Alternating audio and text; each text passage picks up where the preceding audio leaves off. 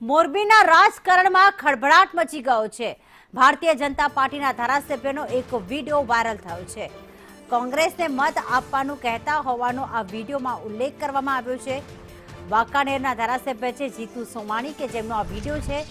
ભાજપને નહીં કોંગ્રેસને મત આપવાનો તેમણે ઉલ્લેખ કર્યો છે। પાણી હું છોડાવી આપીશ, કોંગ્રેસને મત આપો, ભાજપના ધારાસભ્ય એવું કહી રહ્યા છે। સ્થાનિક સ્વરાજ્યની ચૂંટણીમાં કોંગ્રેસને મત આપવાનું કહી રહ્યા છે આ ધારાસભ્ય જીતુ સોમાણીના નિવેદનથી રાજકારણ ગરમાયું છે।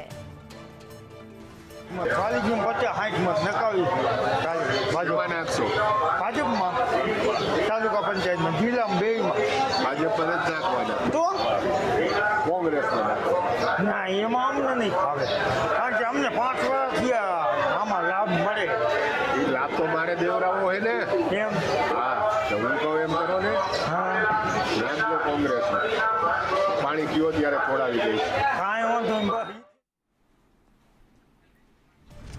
ઓનલાઈન પર જગદીશ પરમાર અમારા સંવાદદાતા જોડાઈ ગયા છે। જગદીશ, આ વાતચીતનો એક વિડીયો વાયરલ થયો છે, લગભગ શાકભાજીની કેટલીક રેકડીઓ છે, ત્યારે ધારાસભ્યએ શું નિવેદન કર્યું?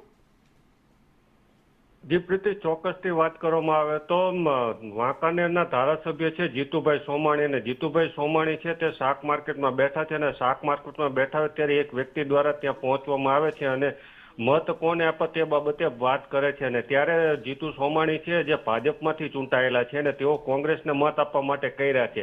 સાથે જ જે વિડીયો બનાવનાર વ્યક્તિ છે તેઓ એવું કહી રહ્યો છે કે અત્યારે પાણી સારું એવું મળી રહ્યું છે અને તેને લઈ અમને સારો એવો લાભ મળી રહ્યો છે, એટલે અમે ભાજપને મત આપશું। પરંતુ ભાજપના જે ધારાસભ્ય છે જીતુભાઈ સોમાણી તેઓ કહી રહ્યા છે કે કોંગ્રેસને મત આપો, તમારે પાણી જોઈએ ત્યારે હું છોડાવી આપીશ। આમ હાલ તો આ વિડીયો કથિત રીતે વાયરલ થયો છે, પરંતુ ક્યાંક ને ક્યાંક જે કોંગ્રેસને મત આપવાનું કહી રહ્યા છે વાંકાનેરના ધારાસભ્ય જીતુ સોમાણી, તેને લઈ મોરબી અને તેમજ સમગ્ર રાજ્યમાં રાજકીય માહોલ ગરમાયો છે કે જે પ્રકારે ભાજપમાંથી ચૂંટાયા બાદ કોંગ્રેસને મત આપવાનું કહેતા ક્યાંક ને ક્યાંક ચર્ચાનો મુદ્દો બન્યો છે। પ્રીતિ, આ અંગે ધારાસભ્ય કે ભારતીય જનતા પાર્ટીના કાર્યકર્તાઓની કોઈ પ્રતિક્રિયા જાણવા મળી છે?